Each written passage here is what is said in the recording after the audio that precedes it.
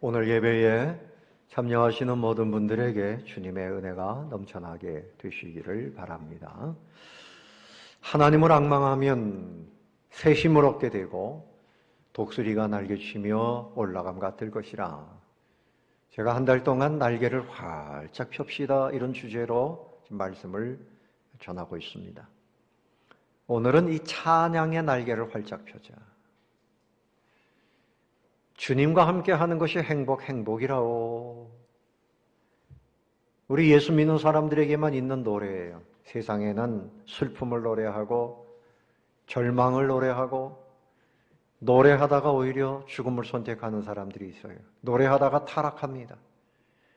그러나 이 찬송을 부르면 하나님께 영광이 되고 찬송을 부르면 거룩해지고 찬송을 부르면 소망이 넘치게 되고 찬송을 부르면 새 힘을 얻게 됩니다.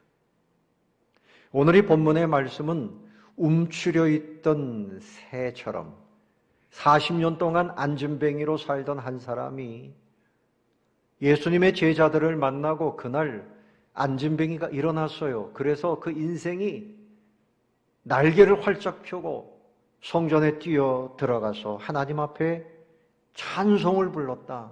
찬송의 날개를 활짝 펴는 그런 모습을 보여주고 있습니다. 사랑하는 성도 여러분, 이 사람이 성전 미문이라고 하는 그 문 앞에 와서 앉아 있었던 것은 사실은 구걸하기 위해서 앉아 있었던 거예요. 성전에 출입하는 사람들이 늘 있었고 하나님의 자비를 구하면 누구보다도 구걸을 잘할 수 있으니 그래도 이 성전 미문이 구걸하기에는 좋은 길목이다, 좋은 장소라고 생각했던 거죠.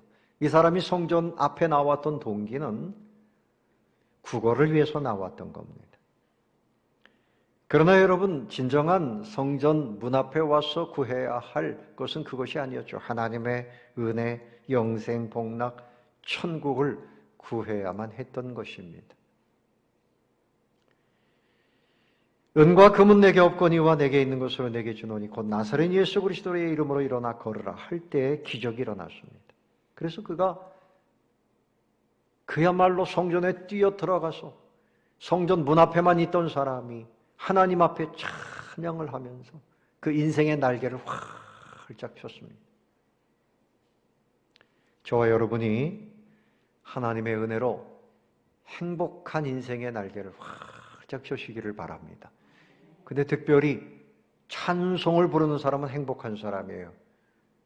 여러분들이 부른 찬송처럼 주님과 함께 하는 것이 행복이라고. 그런데 찬송을 부르다 보면 또 행복해져요. 행복한 사람이 찬송을 부르는 것이고 찬송을 부르면 그 인생이 또 영화롭고 행복해지는 것입니다. 오늘 이 본문에서 인생이 행복을 누리려고 하면 세 가지 중요한 요인이 있다. 첫 번째는 교회당을 가까이 해야 된다. 두 번째는 예수님을 만나야 행복하다. 세 번째는 찬양의 날개를 활짝 펴야지 행복해질 수 있다. 이 세 가지를 생각해 보려고 합니다. 첫 번째는 교회당을 가까이 하여야 합니다. 여러분, 인생이 잘 되려면 장소 선정이 중요합니다. 장사를 하려고 해도 어디에 가게를 내느냐 하는 것이 중요해요. 이런 가게는 이 자리에서 장사가 잘 될 텐데 안 될 텐데 동네 사람들이 알죠. 장소를 잘못 선택하면 가게를 멋지게 차려놔도 소용이 없는 거예요. 길목이 중요합니다. 오늘 구걸을 하는 이 사람도 성전 미문 앞에 와가지고 거기서 구걸을 하다가 거기서 인생의 변화가 일어났어요. 그가 고침을 받은 거예요. 자유를 얻게 되었습니다. 만약에 빌라도 총독 관저 앞이나 사내들인 공회 앞이나 이런 데 나아가 있었다고 하면 이 사람이 일어나 뛸 수가 없었을 것입니다. 어떤 장소에 가느냐, 이게 인생의 성패를 결정한다고 말할 수 있는 거죠. 술집에 늘 드나드는 사람이 있다고 생각해 보세요. 그 인생의 결과는 뻔한 것입니다. 학생이 학교와 도서관을 출입하고 열심히 출입하는 사람, 그 사람은 학생으로서 성공할 수 있는 거죠. 부모와 자녀, 부부간에 가정을 잘 출입하고 가정을 귀하게 여길 때 행복이 있는 거예요. 그런데 여러분, 누구든지 참 행복하려면 하나님의 집인 예배당을 가까이 하는 사람이 되면, 그래서 어떤 사람은 예배당 근처에서 어릴 때 뛰어놀다가 그 종소리를 듣고 교회에 나가서 어릴 때부터 예수를 믿고 복을 받았어요. 여러분, 교회 하루에 몇 번씩 출입하는 사람들, 이런 사람들이 행복을 누릴 수 있습니다. 교회를 멀리 하는 사람보다는 교회를 가까이 하는 사람이 좋아요. 그래서 요즘엔 예배당을 지으면, 특별히 미국에서는요, 예배당을 지으면 그 안에 예배당도 있고요, 그뿐만이 아니라 체육관도 만들어요. 왜 그런가 하면 젊은이들, 아이들이 체육 활동을 하다가 거기서 은혜 받도록 하기 위해서. 심지어는 음악 활동할 수 있는 음악실을 만들어 놓고 아이들이 마음껏 음악을 하게 만들어 줍니다. 그러면서 복음을 듣고 하나님을 만나라는 거지요. 우리가 성전을 가까이, 예배당을 가까이 하는 것이 인생의 복입니다. 그래서 집을 어디다가 얻어야 될까? 예배당 가까운 곳에 두는 것이 복이에요. 예배당 가까운 곳으로. 시편 84편 1절로 4절에 보면, 만군의 여호와여, 주의 장막이 어찌 그리 사랑스러운지요. 내 영혼이 여호와의 궁정을 사모하여 쇠약하며 주의 집에 사는 자들은 복이 있나니. 주의 집에 사는 자들은 복이 있다. 새벽부터 저녁까지 틈만 나면 교회 출입하는 사람들. 그래서 어떤 분은 출근하기 전에 예배당에 들리고 퇴근하면서 예배당에 들리고, 또 학생 중에도 학교 가기 전에 교회 와서 기도하고 끝나면 교회 와서 기도하고. 하나님께서 그 인생을 얼마나 귀하게 보시겠습니까? 여러분은 이 비결을 꼭 오늘부터 여러분의 것으로 만드시기를 바랍니다. 예배당을 가까이 하고 예배당을 사모하고, 평일에뿐만이 아니라 주일이 되면 새벽부터 나는 교회당 간다. 그래서 그것 때문에 가슴이 뛰고 뜨거워지고, 이 정도 되면 그 인생은 행복한 인생이에요. 두 번째로, 예수님을 만나는 것이 중요합니다. 누구를 만나야 될까요? 예수님을 만나야 돼요. 만남이 중요하지요. 저와 여러분들이 만난 것도 중요하고, 부부간에 누구를 만나느냐, 하나님이 만나게 하시는 만남인 줄 알아야 되겠죠. 오늘의 안전뱅이가 베드로와 요한을 만나지 못했더라면 그는 그냥 그렇게 안전뱅이로서 살다가 구걸만 하다가 그렇게 끝났을 것입니다. 학생은 선생님을 잘 만나야 돼요. 백성들은 지도자를 잘 만나야 돼요. 저 북한의 우리 동포들이 고통스러운 것은 그 지도자들의 문제가 있어요. 그 국가가 잘못됐어요. 어떤 나라를 만나느냐, 어떤 지도자를 만나느냐, 이게 중요하죠. 또 어떤 환경을 만나느냐, 똑같은 지구촌에 살면서 어떤 사람들은 잘 살고 어떤 사람들은 너무나 고생을 해요. 누구를 만나느냐가 중요해요. 오늘 안진뱅이는 제자들, 주님의 제자들 베드로와 요한을 만나면서 그 인생에 놀라운 변화가 일어났어요. 여러분도 이 만남을 귀하게 보셔야 돼요. 믿음 좋은 분들을 만나시기 바랍니다. 믿음 안 좋은 사람 만나가지고 잘못된 거 배워가지고 망하는 경우가 많아요. 세상 친구 만나가지고 잘못된 길로 가는 경우가 많아요. 믿음 좋은 분들 만나야 되고요. 특별히 교회에서는 목회자들과의 만남을 소중하게 여겨야 할 줄로 믿습니다. 목회자와의 만남이 좋아야 돼요. 목회자를 생각하고 항상 목회자와의 인격적인 만남이 원만해야 돼요. 서로 기도하고 신뢰하고 사랑하고 이런 만남이 돼야 돼요. 그래야 여러분 영적인 복을 누려요. 그런데 무엇보다도 주님과의 만남이에요. 오늘 베드로와 요한뿐만이 아니라 그들이 예수님의 이름으로 이 사람을 일으킨 거죠. 예수님과의 만남인 거죠. 예수님과의 만남이에요. 예수님께서 비유로 말씀하실 때 그 당시에 여리고로 내려가다가 강도 만난 사람이 있었어요. 모든 거 다 빼앗기고 죽을 지경이 됐는데 이 사람 저 사람 지나갑니다. 그런데 사마리아 사람 한 사람이 머물러서 치료해주고 데려다가 주막에서 또 이 사람을 보호하고, 그런데 그 사마리아인은 예수님을 상징하는 것이었습니다. 우리도 이 땅에서 강도 만난 사람처럼 어쩔 수 없이 죽어가는 불쌍하고 이런 존재였지만 예수님이 우리 가운데 오셔서 우리를 살려주신 거예요. 주님을 만난 거죠. 40년 동안 안진뱅이로 그렇게 일어나 보지 못한 이 사람이 오늘 주님을 만나지 못했다 그러면 그 사람은 그냥 그렇게 사라져갈 사람이었습니다. 우리 예수님을 만난 사람들 성경에 여러 사람들 나와요. 배고픈 사람들이 예수님을 만나니 오병이어의 기적을 경험합니다. 병든 사람들이 예수님을 만나니 즉각 병을 고침받았습니다. 풍랑 속에서 예수님 찾아오시니 풍랑을 잔잔케 하시고 소원의 항구까지 인도해 주셨습니다. 죄를 짓고 괴로워했던 세리 마태가 예수님을 만나고 죄사함을 받고 예수님의 제자가 됐어요. 오늘 6절 7절에 보면 베드로가 가로되 은과 금은 내게 없거니와 내게 있는 것으로 내게 주노니 곧 뭐라 그랬죠? 나사렛 예수 그리스도의 이름으로 걸으라.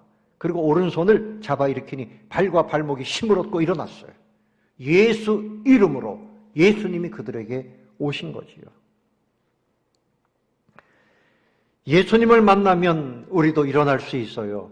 우리의 삶에 힘을 얻을 수 있어요. 죽은 자도 살 수 있습니다. 예수님을 만나면 되는 겁니다. 우리도 그랬고 다른 사람도 예수님을 만나면 그렇게 되는 거예요. 예수 그리스도의 이름으로 이런 변화가 일어나요. 육신과 영혼의 모든 것이 죽은 자와 같아도 주님을 만나면 즉시 힘을 얻고 살아나는 것입니다.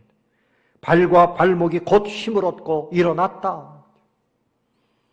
40년 동안 전혀 안 됐던 일이 주님을 만나면 즉각적으로 놀라운 변화가 일어나는 것입니다. 중요한 것은 주님을 만나는 것입니다. 주님을 찾아야 되는 것이에요. 그래서 우리 예수님께서 또 말씀하시죠. 마태복음 18장 20절에 두세 사람이 내 이름으로 모인 곳에는 나도 그들 중에 있느니라. 예수님 이름으로 모여야 돼요. 목장에서도 모이고 가정에서도 예수님 이름으로 모이고 전도회에서도 예수님 이름으로 모여야 돼요. 예수님 이름으로 모이면 주님이 함께 하시는 교회가 되는 거죠. 그곳에 주의 구원의 은혜가 임합니다. 천국이 임합니다. 예수 이름으로 기도할 때 흑암 세력, 사망의 세력, 마귀의 권세가 다 물러가게 됩니다. 병마가 물러갑니다. 주님이 함께 하시는 곳에서 언제나 승리가 있는 것입니다. 그러므로 날마다 주님을 만나시기 바랍니다.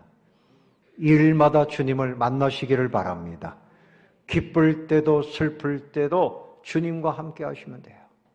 오 주님, 오늘도 나와 함께 해 주시옵소서.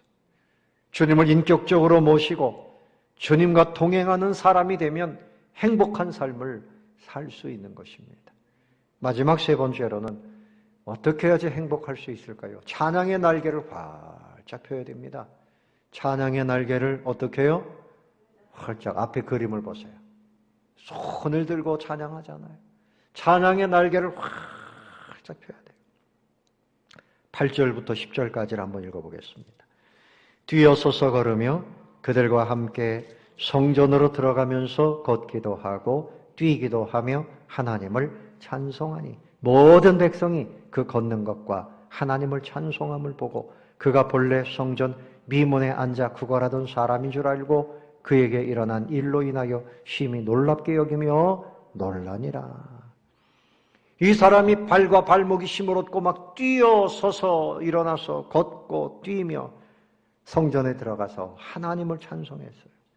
그러니까 사람들이 저 미문에 앉아있던 구걸하던 그 안진뱅이 거지 아니냐. 그거 보고 사람들이 심히 놀라고 또 놀랐다는 것입니다. 찬송의 역사가 나타났어요. 그러니까 감사하며 감격하며 그가 찬송의 날개, 인생의 날개를 활짝 핀 거죠. 날개는 찬송입니다. 찬송이 날개입니다. 아멘. 찬송이 날개예요. 은혜를 입으면 찬송의 날개를 활짝 펴는 겁니다. 은혜를 받고도 감사가 없고 찬송이 없으면 이 사람은 장애인이지요. 영적인 장애인이죠. 팔을 펴지 못하는 사람, 찬송의 날개를 활짝 펴는 사람이 되어야 돼요. 성도는 찬양을 위해서 성도가 된 거예요. 이사야 43장 21절에 이 백성은 내가 나를 위하여 지었나니 나를 찬송하게 하려 함이라. 하나님께서 왜 백성들을 만드셨느냐? 찬송 받으시기 위해서. 왜 우리에게 입술에 소리를 주셨느냐? 찬송 부르라는 겁니다. 허물과 죄로 죽었던 우리를 살려주셨으니 얼마나 감사해요. 우리는 안진뱅이가 병들었던 그 다리를 이제 힘을 얻고 일어난 정도가 아니에요. 우리의 죽었던 생각, 우리의 죽었던 마음, 우리의 영혼이 다 살아난 것 아닙니까? 절망이 소망이 되어졌고, 슬픔이 기쁨이 되어졌고, 천국을 보지 못하고 하나님을 보지 못하던 우리의 눈이 열린 거예요. 말씀을 듣지 못하던 귀가 열렸습니다. 우리의 영혼, 우리의 인격이 완전히 살아난 거예요. 그뿐만이 아니라 우리 손으로 짓지 아니한 그 천국을, 영화로운 천국을 하나님 우리에게 거저 주신다고 하죠. 영원토록 그 복을 누리게 됐어요. 예? 아픈 다리가 나은 정도가 아니라 하나님이 나를 살려주셨으니 찬송의 날개를 활짝 펴시기를 바랍니다. 날마다 기뻐 뛰며 찬송해야 돼요. 천국에 가면 천사들이, 우리 성도들이 할 일이 뭘까요? 찬송입니다. 요한계시록 14장 1절로 3절 말씀에 보면 또 내가 보니 보라 어린 양이 시온산에 솟고 그와 함께 14만 4천이 서 있는데 그들의 이마에는 어린 양의 이름과 그 아버지의 이름을 쓴 것이 있더라. 내가 하늘에서 나는 소리를 들으니 많은 물소리와도 같고 큰 우레소리와도 같은데 내가 들은 소리는 검은고 타는 자들이 그 검은고를 타는 것 같더라. 그들이 보좌 앞과 네 생물과 장로들 앞에서 새 노래를 부르니 땅에서 성량함을 받은 14만 4천 밖에는 능히 이 노래를 배울 자가 없더라. 여기서 14만 4천 명은 여호와의 증인에서 말하는 14만 4천 명, 또 신천지에서 말하는 14만 4천 명, 그거 아니에요. 그 사람들 성경을 잘못 해석하고 있는 거죠. 12지파 곱하기 12사도 곱하기 1000 이렇게 해석하면 수많은 사람들이 구원받았다. 구원받은 사람들을 말하는 거예요. 그런데 구원받은 사람들의 찬송 소리가 마치 검은고 소리 같기도 하고 우레 소리 같이 막 천둥치는 소리처럼 그렇게 할렐루야 보좌에 앉으신 하나님의 어린 양이요 영광 받으소서 하면서 아름다운 화음을 맞춰서 계속 찬송을 부르고 있는 거예요. 기쁨의 노래, 생명의 노래, 감격의 노래, 그것이 우리 천국에서 넘쳐나고 있는 것입니다.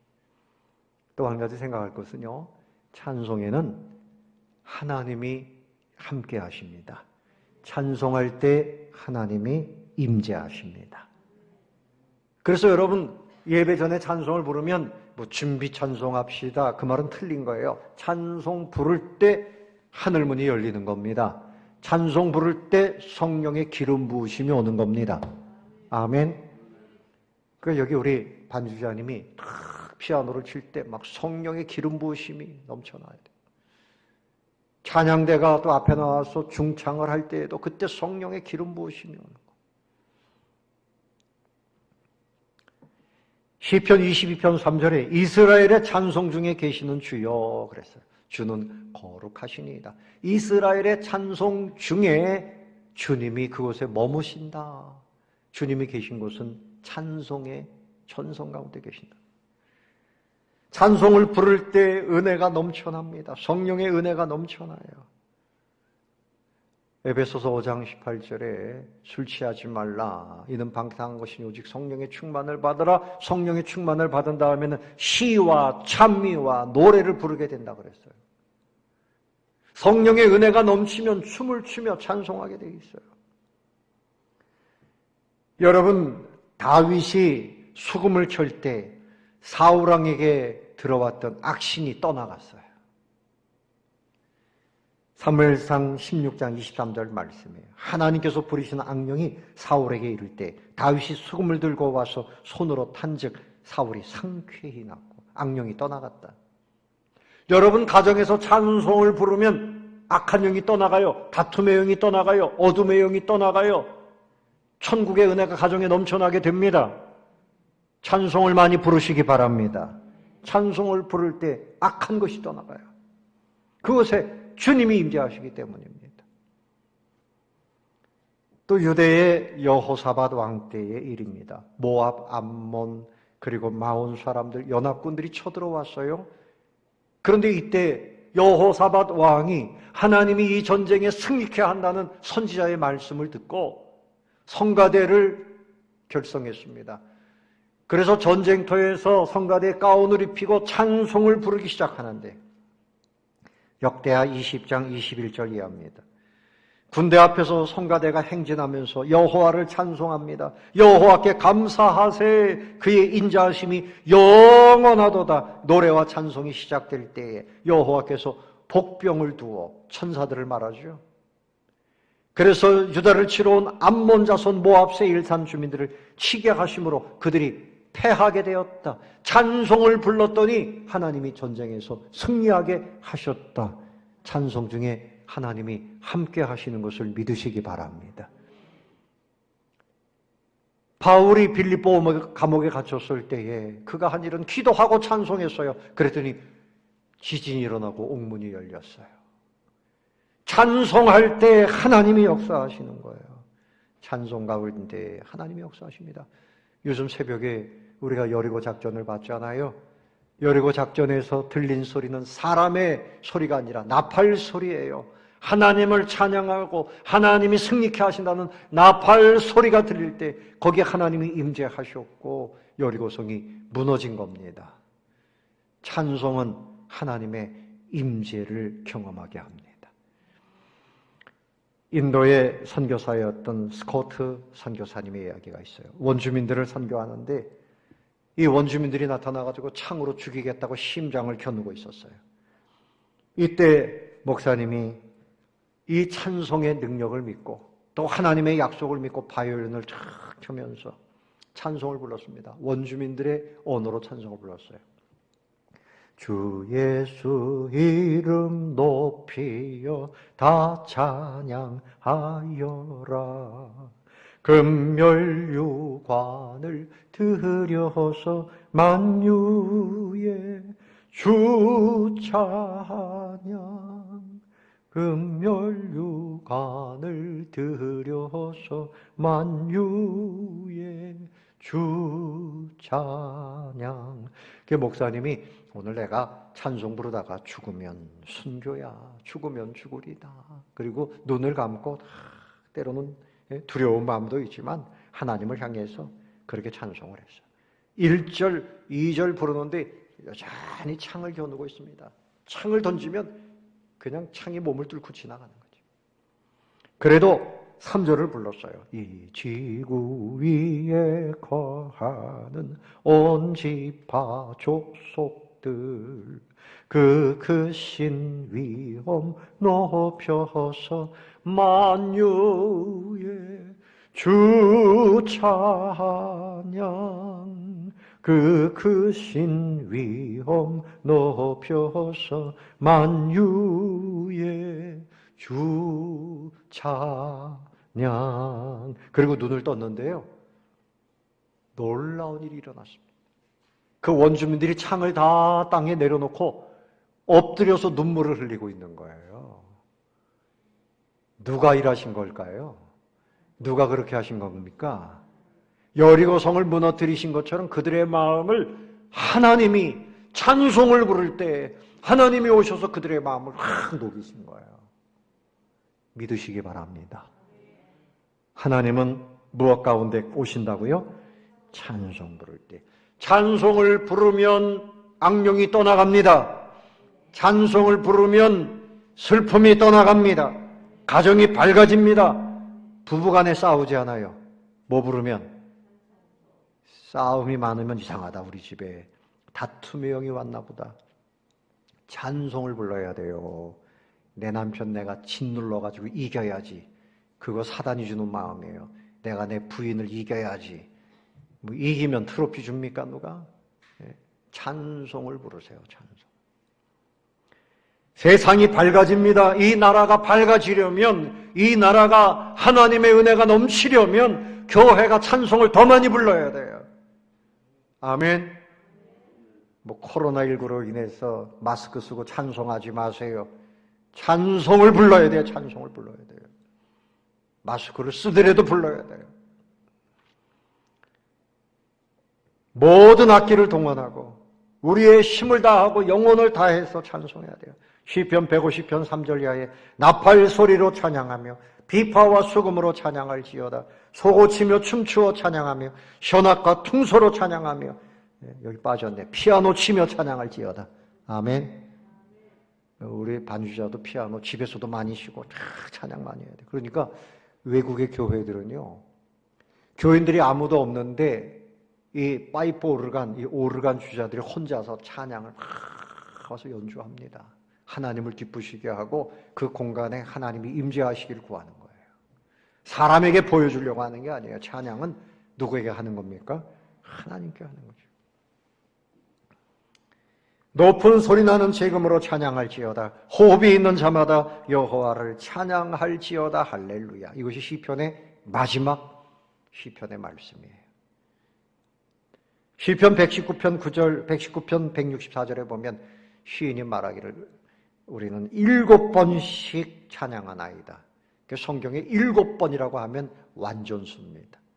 찬양을 부족하지 않도록 하나님께 하루에 7번씩, 아침에 2번, 점심에 2번, 저녁에 3번, 뭐 그냥 틈만 나면 그냥 찬양하는 거예요. 여러분 마음이 좀 안 좋으면 흥얼거리면서 찬양을 하세요. 그러면 슬픔이 떠나가고요, 기쁨이 생겨요. 왜? 주님이 만져주시는 거예요. 말씀을 정리하겠습니다. 하나님이 왜 우리를 구원하셨습니까? 우리가 승리하는 길은 뭡니까? 그리고 행복해지면 은혜를 받은 사람이 마땅히 해야 할 일은 뭡니까? 또 능력이 있고 행복한 삶을 사는 비결은 뭡니까? 찬송입니다. 찬송을 많이 부르시기 바랍니다. 찬송하면 여러분 달라져요. 인생에 힘이 생겨요. 찬송하면 여러분 가정에 오늘 안진뱅이가 일어난 것처럼 여러분 가정의 질병도 하나님이 찬송하고 기도할 때 고쳐주십니다. 성경에 나오는 사람들의 이야기로만 듣지 말고 여러분이 주인공이 되시기를 바랍니다. 이제부터는 여러분이 승리하시기를 바랍니다. 따라해 봅시다. 자, 날개를 펴시고 찬송의 날개를 활짝 펴니다. 찬송의 날개를 활짝 펴니다. 여러분 입술에서 찬송이 늘 울려 퍼지시기를 예수님의 이름으로 축원합니다.